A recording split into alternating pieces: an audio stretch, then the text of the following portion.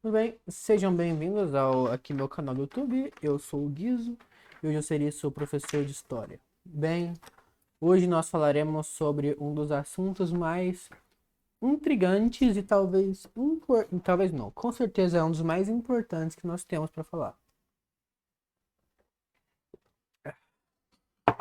Nós iremos falar sobre a Primeira Guerra Mundial. Bom, antes de começar aqui o vídeo da Primeira Guerra Mundial, vamos falar sobre o contexto da guerra. Bom, o contexto que a gente pode dar é a Guerra Franco-Prussiana e a formação do Império Alemão, que todo mundo sabe que a Prússia foi lá e deu um sacode na França. A gente tem a unificação da Itália, onde a Itália se unifica pelos caras da Sardenha, que era aquele reino que tinha no norte da Itália. O norte da Itália unificou o sul. A gente também tem de contexto o estabelecimento das boas relações entre a Itália e a Alemanha. A Alemanha e a Itália sempre foram muito próximos nesse começo.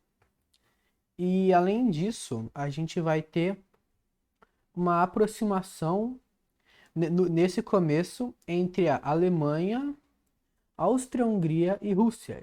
No começo eles estavam numa mesma aliança. Porém, devido a alguns acontecimentos anteriores, Guerra da Crimeia, por exemplo, você vai ter a retirada da Rússia dessa aliança. E bom, aí a Alemanha vai chamar os italianos para aliança. E é aí que surge a Tríplice Aliança. Vendo isso, os franceses e os britânicos, querendo conter a influência alemã no continente europeu, eles vão formar a Tríplice Entente. A Tríplice Entente ela é formada pela França, Inglaterra, Império Britânico e o Império Russo. Bom, o Império Russo nessa época ele vai estar tudo fudidão e ele vai se fuder ainda mais na Primeira Guerra Mundial. E eu fiz um vídeo inteiro explicando a Revolução Russa depois, vai estar passando um cardzinho aqui. E bem, o que mais que vai contribuir para aumentar as tensões? Bom, no comecinho do século XX, a Alemanha vai fazer um tratado com o Império Otomano, que seria para construir uma ferrovia que iria de Berlim até Bagdá. E, tipo, os aliados, que no caso são a Tríplice Entente, não gostaram disso. Então, essa ferrovia meio que não pôde ser concluída. E aí a gente também tem o Império Austríaco. Que, bom, o Império Austríaco ele era um país muito forte. Ele era uma das maiores potências na Europa, uma das potências mais industrializadas que tinha.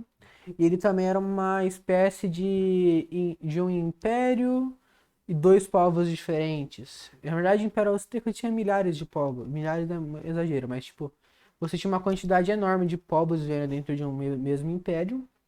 E esse império era uma união. Era a união entre a Áustria e a Hungria. Porque a Áustria e a Hungria, eles eram liderados pelo mesmo imperador. Que naquela época era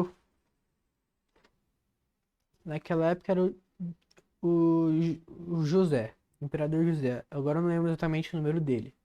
Enfim, Franz Joseph, Francisco José é o nome dele. Enfim, o Franz Joseph ele era o imperador. E em 1914, o arquiduque do Império Austro-Húngaro, que no caso era o Francisco Ferdinando, mais conhecido como Franz Ferdinand, vai fazer uma visitinha na Bósnia, buscando fazer uma visita de estado lá, oficial, para ver como está indo a situação, porque o Império Austro-Húngaro ele queria federalizar e virar um império onde todos os povos lá tivessem seu próprios direitos, própria língua, essas coisas, oficial reconhecido pelo Estado. Eles queriam federalizar o império para acabar com as revoltas nacionalistas, como por exemplo a revolta no pessoal da Tchecoslováquia, os romenos que viviam ali, os eslavos e os bósnios. E aí, tinha um grupo, e aí ele foi fazer uma visita na Bósnia, na capital da Bósnia, que no caso era Sarajevo.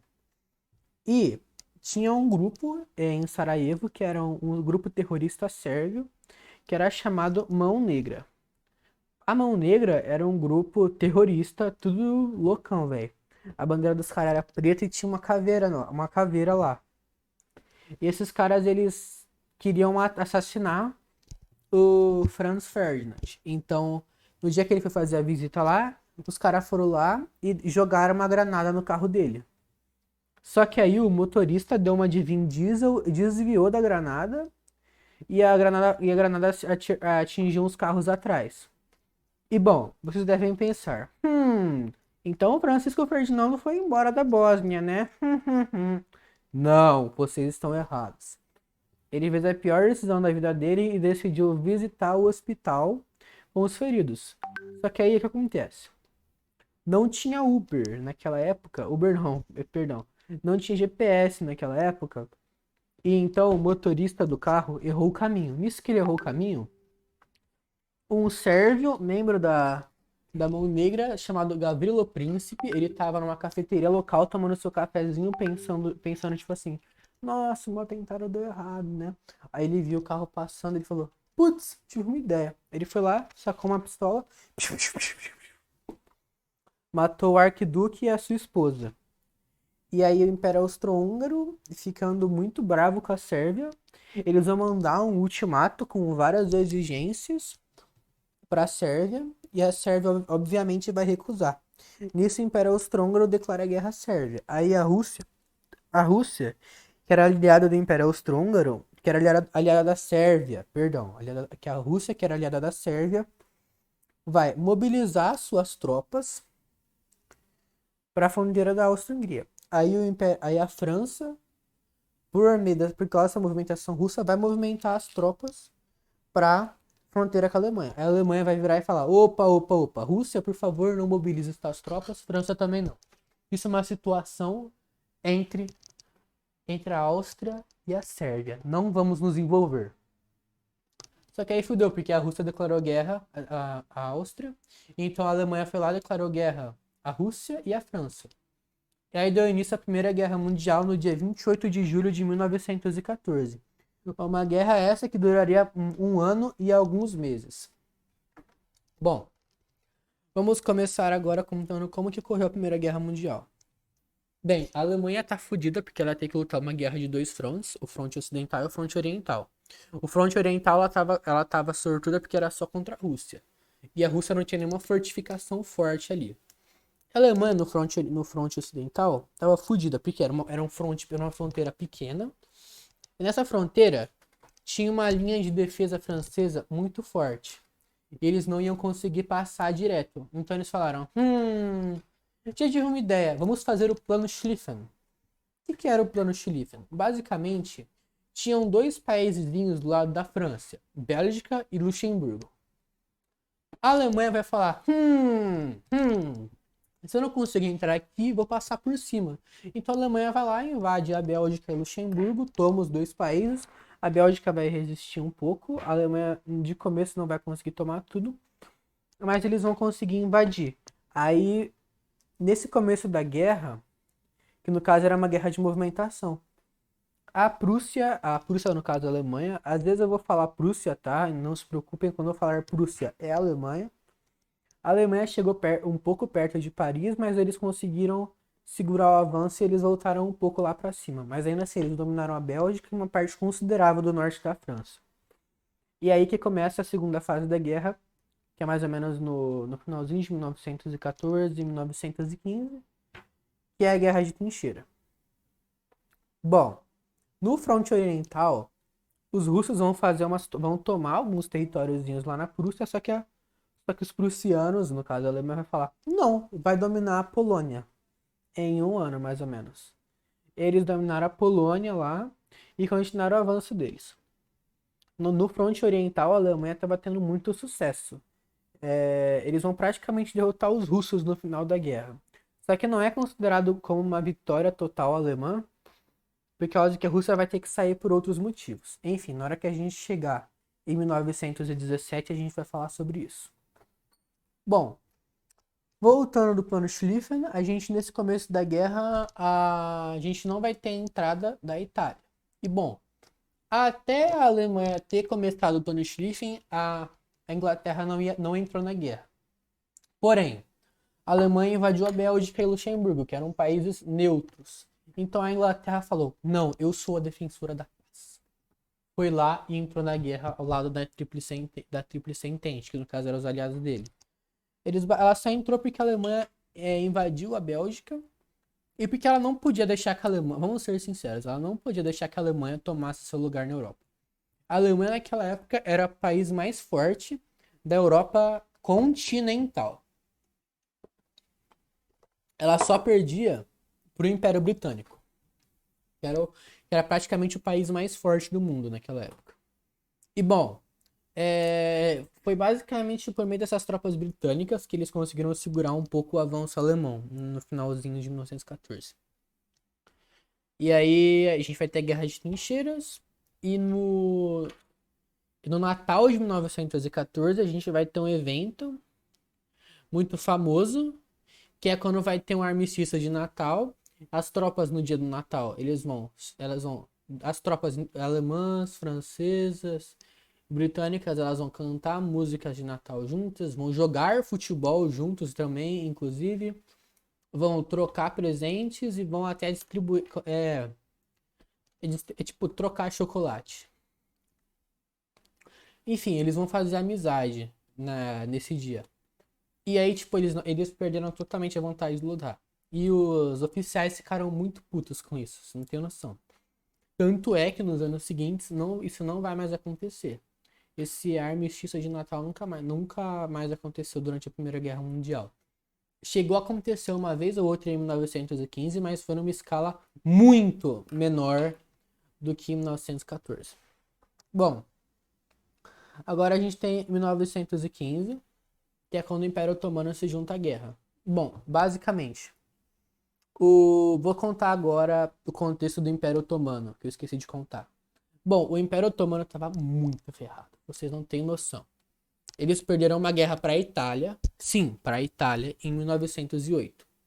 Em 1911, teve uma guerra chamada Guerra dos Balcãs, que foi a guerra de independência da Sérvia, Grécia, Bulgária, Montenegro e Albânia. Esses países ganharam independência durante essa guerra do Império Otomano. E aí o Império Otomano ele vai perder uns territórios e depois em 1912 ou 1911 de novo ele vai recuperar entre 1911 e 1912 ele vai recuperar esses territórios no Balcãs. Mas tipo, o Império Otomano tá muito ferrado. A marinha deles tá deprimente. Eles não tinham artilharia, por incrível que pareça. Um país no século XX não tinha artilharia, é uma coisa muito ferrada, velho. Até o Brasil tinha, o Império Otomano não. Véi, o Império Otomano tinha também muito problema com a revolta às árabes, lá na Síria, no Iraque e no Levante, que no caso é Israel, Jordão e etc. E bom, o Império Otomano ele era um império muito grande, não sei se vocês sabem, ele chegou a ser a maior potência mundial lá para 1650. E aí ele estava todo decaindo no começo da Primeira Guerra Mundial. E aí aconteceu o seguinte: tinha um navio alemão que estava fugindo. E aí tinha um cara do Império Otomano chamado Enver Pasha. E o Enver Pasha ele era primeiro-ministro do Império Otomano, praticamente. Era um conselho de ministros de um grupo chamado Jovens Turcos. E o Enver Pasha, ele vai lá e vai fazer o seguinte, ó. Ele era a favor da guerra, diferente de alguns outros ministros otomanos. Ele vai virar para esses caras, ele vai deixar a frota alemã que tá fugindo da frota britânica passar. E aí, é o seguinte, ele vai lá, veste aqueles alemães como otomanos e esses alemães vão lá e atacam o porto de Sevastopol. O que fez que o Império Otomano entrasse na guerra ao lado da Tríplice Aliança. Aí o Império Otomano vai tentar invadir a Rússia, fazer uma ofensiva lá e vai dar errado. E aí, essa ofensiva era no Cáucaso, que deu errado por causa que eles atacaram no inverno. De novo, o inverno salvou a Rússia. E aí, vai dar errado. E aí, tipo, os otomanos vão começar a culpar um grupo étnico, religioso, cultural chamado armenos. Esses armenos, eles vivem na Armênia atual e tem todo aquele conflito de Nagorno-Karabakh. Mas basicamente, os otomanos eles não eles perderam a confiança nos armenos, não sei por quê. Eles culparam os armenos pela falha dessa ofensiva. Então eles foram lá e falaram: "Olha, vocês são espiões." Os caras foram lá, levaram tipo 1,5 milhão de armenos pro deserto e mataram eles de fome, de sede, de exaustão, a tiro, mataram um monte de armeno. É simples. E aí, tipo, isso daí vai causar muita merda na comunidade internacional. Todo mundo vai ficar puto. E aí, em 1915, a gente também vai ter a entrada da Itália na guerra. Só que vocês falam, a Itália é aliada da Alemanha, ela vai se juntar do lado da Alemanha, né? Não é mesmo? Né? Estou certo, né? Não, você não está certo. A Itália vai se juntar ao lado da Inglaterra. Por quê? Motivos, a Itália queria uns territórios do Império Austro-Húngaro que os aliados foram lá e prometeram para eles. Aí os caras falaram, ixi, nós queremos territórios, vamos trair os nossos aliados. Com certeza vamos conseguir esses territórios e nenhum ditador vai assumir o controle do nosso país no futuro, não é mesmo? Isso mesmo, pode deixar. Pronto. A Itália se juntou ao lado dos aliados na guerra. E assim, eu vou te dizer, a Itália sofreu muito. A Itália se fudeu muito, porque eles não conseguiam fazer nenhum avanço, porque as tropas austríacas, elas eram boas, eles tinham tecnologia melhor, oficiais melhores. O problema da Itália foi sempre ter oficiais muito ruins, velho. O problema não eram nem os soldados, era o equipamento. Por exemplo, o rifle Carcano, que era o rifle que os italianos usavam, era horrível. E os oficiais, os generais italianos, sempre foram ruins. Isso fodeu completamente a ofensiva italiana nos Alpes e fez dar errado. Bom, continuando, em 1915, outro país vai entrar na guerra, que é a Bulgária. A Bulgária tá lá de boa, só que ela queria uns territórios da Sérvia. Então ela fala: o Império Austro-Húngaro ainda não derrotou a Sérvia.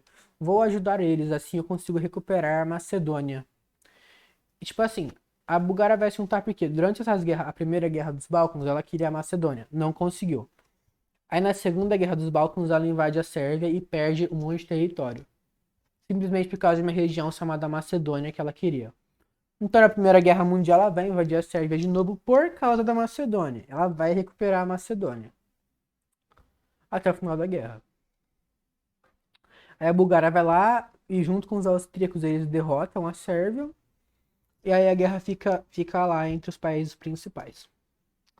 Bom, em mais ou menos em 1915, em 1916, você vai ter a introdução da guerra aérea, que no caso são os aviões. Os primeiros aviões vão ser usados mais ou menos por aí, vão ser começados a ser usados.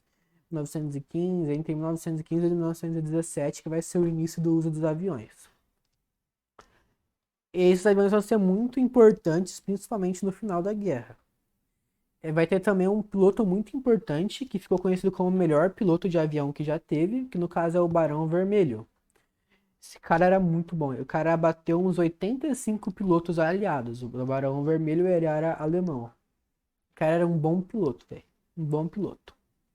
Tanto é que, tá ligado aquele desenho da Corrida Maluca? Ele tá lá. Ele tá no desenho da Corrida Maluca. Aquele desenho lá. Que tem a Penélope Charmosa. Enfim. Voltando. Aí, o que mais vai acontecer? Bom, em 1915 vai acontecer uma batalha chamada Galípoli. E a Batalha de Galípoli ela vai ser a invasão do Império Otomano ao Império Turco, do Império Otomano, do Império Britânico ao Império Turco Otomano.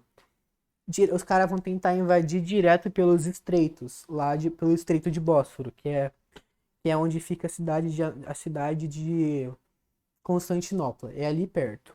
Constantinopla era a capital do Império Otomano. Então, os caras foram lá, as suas tropas invadiram por meio do mar os otomanos e foram lá e começaram a tentar invadir. Só que foi um fiasco essa invasão, porque o Império Otomano estava preparado lá. Eles tinham trincheiras, tinham defesas, eles conheciam o local. Então os britânicos se ferraram muito. Eles criaram um plano de retirada e conseguiram sair de lá com altas baixas, mas saíram. Essa batalha foi um fiasco para os aliados. E depois a próxima invasão que eles vão fazer vai ser uma pelo Canal de Suez, no Egito, e outra pelo Iraque. Bom, como que os aliados vão derrotar o Império Otomano? Bom, eles vão se aproveitar dos árabes e vão trair eles depois. Como assim? Bom, os árabes eles eram muito nacionalistas, então os caras foram lá e falaram: Ó, a gente vai te dar arma e a gente vai te apoiar na independência. Fechou? Se você lutar contra o Império Otomano. Aí os árabes falaram: beleza. Aí o que aconteceu? Os caras foram lá, os árabes lutaram. Aí no final da guerra os árabes derrotaram o Império Otomano. Haha, nós derrotamos o Império Otomano. Agora somos independentes, não é mesmo? Aí vai chegar a França e o Império Britânico vai falar: não, não, não, não, meu amigo, agora vocês serão minhas colônias. Os caras foram traídos na cara dura.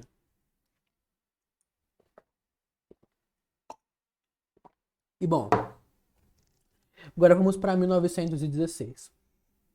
Em 1916 você vai ter a Batalha de Verdun na França, que foi uma batalha muito importante, que resultou na vitória francesa. Os aliados ganharam essa batalha. Essa batalha foi muito sangrenta, ela durou uns aninhos, um ano mais ou menos. Foi muito sangrenta essa batalha, foi muito longa e foi muito importante. Um ano não, foi exagero, mas ela durou um tempinho aí. E bom, em 1917 você vai ter a entrada do Brasil e dos Estados Unidos na guerra. O Brasil vai entrar por causa dos U-boats alemães que ficaram bombardeando o Brasil. E o Brasil vai entrar. Os Estados Unidos vão entrar pelo mesmo motivo. Os U-boats alemães bombardearam os navios americanos. E como quando os Estados Unidos se juntam na guerra, meu amigo, se fudeu. Você vai perder. Bom, agora vamos falar um pouquinho mais sobre o Brasil. Bom, como que eles participaram na guerra? Bom, eles participaram, a gente no caso, nós participamos vigiando o Atlântico. A gente atacando os submarinos alemães que vieram para cá. E a gente também mandou várias enfermeiras e médicos para lutar na Europa, para salvar as pessoas na Europa, para ajudar as pessoas na Europa. Não teve combate de brasileiros que foram na Europa. Porém, Teve um ocorrido bem engraçado nessas vigias pelo Atlântico, onde os brasileiros vão confundir, vão ver uma sombra na água e vão falar: Nossa, submarino alemão, vão atirar. Saiu sangue. Sabe o que era? Toninha. A toninha é basicamente um tipo de golfinho. Caras, os caras lutaram uma batalha contra golfinho, mano. Fez a gente virar piada, basicamente. Em 1917 também a gente vai ter a saída da Rússia da guerra. Um pouquinho antes de 1917, 1916. Além disso, a gente vai ter no fronte oriental uma ofensiva. Não, 1917 não, 1916. 1916 a gente vai ter no fronte oriental, a gente vai ter uma operação militar russa conhecida como Ofensiva Brusilov.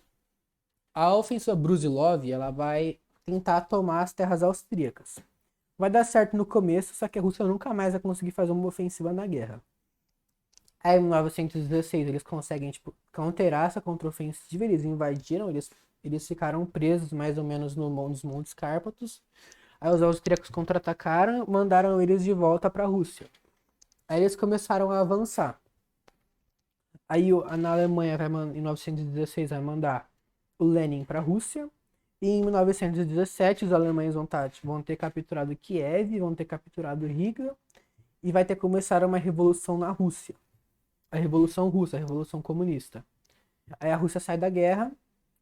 E aí é assinado um tratado chamado Tratado de Brest-Litovsk. Bom, no caso a Alemanha tomava todas as terras da Rússia, todas as terras orientais na Rússia. Que no caso eram os países bálticos, que iriam formar o Ducado Báltico Unido, a Bielorrússia, que ia formar a Rutênia Branca, e a Ucrânia, que ia formar o Reino da Ucrânia, ou República Popular da Ucrânia. E bom, é, aí essa parte a gente não vai tocar aí até o pós-guerra. Porque isso aí, esses países durante a guerra vão ficar sob o comando alemão e depois eles vão ficar independentes no pós-guerra. Bom, voltando agora para a guerra no fronte ocidental, em 1917, Estados Unidos se juntou. Em 1917, 1918, você vai ter o início do uso de tanques de guerra. Se não me engano, eles também começaram a ser usados em 1916, é que eu não tenho certeza. Provavelmente foi entre 1916 e 1917 que iniciou-se o uso de tanques de guerra. E assim, os americanos ajudaram muito nesse final da guerra, 1917. Só que a Alemanha estava trazendo muita tropa experiente que estava lutando no Oriente para cá agora para lutar.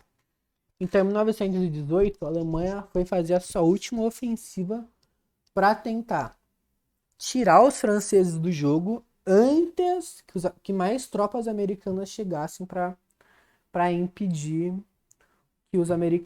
para impedir que os alemães ganhassem a guerra. Então, eles iniciam a Kaiserschlacht, que no caso era uma ofensiva alemã que o objetivo era pegar Paris. E no começo dá muito certo, eles conseguem abrir muito território. E eles chegam muito perto de Paris, tipo, dá pra você ver a Torre Eiffel. Só que adivinha, ele não deu certo. Não deu certo, e aí a Alemanha não vai conseguir terminar a ofensiva, ela não vai conseguir mais fazer nada. Então, alguns generais e alguns políticos liberais da Alemanha,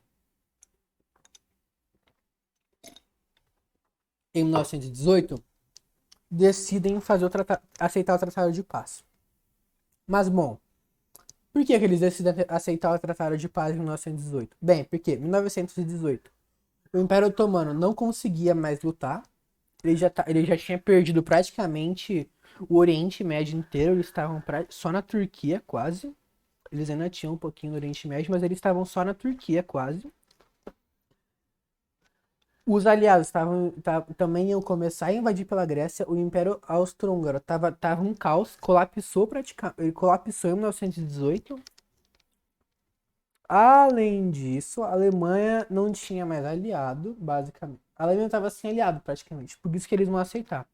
Os únicos que estavam querendo lutar na Alemanha eram os militares do alto escalão. Hindenburg, essas pessoas aí.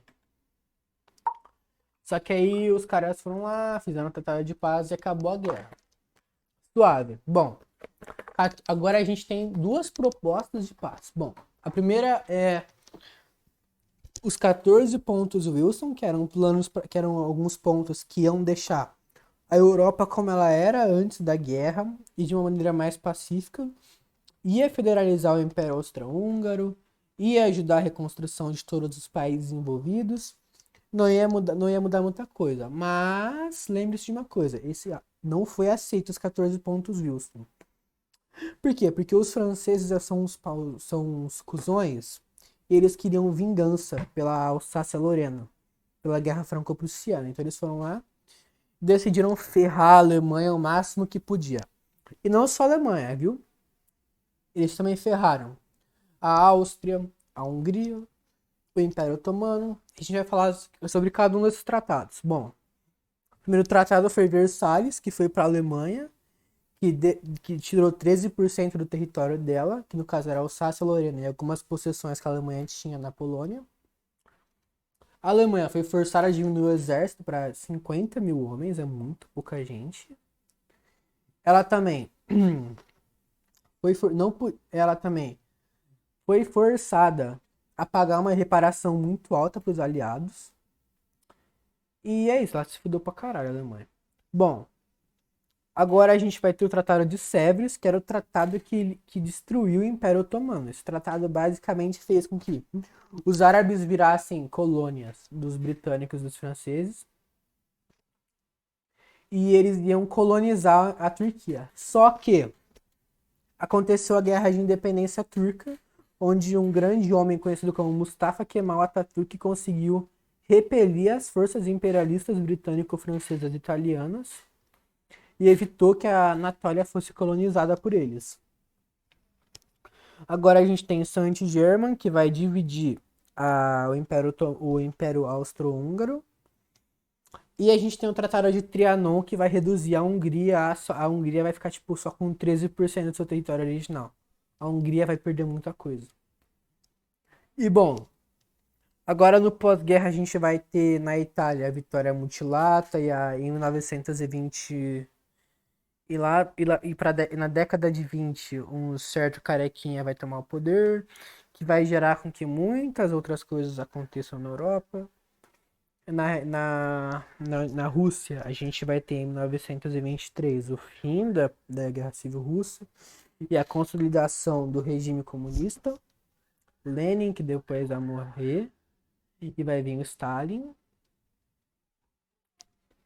Na Alemanha, você vai ter o começo da ascensão do Bigodinho no final no pós-guerra. E em 1933, ele com sucesso vai tomar o poder. Mas, bom, isso tudo vai preparar o mundo para um próximo conflito. Ficará para o nosso próximo vídeo. Enfim, era isso, pessoal. Muito obrigado.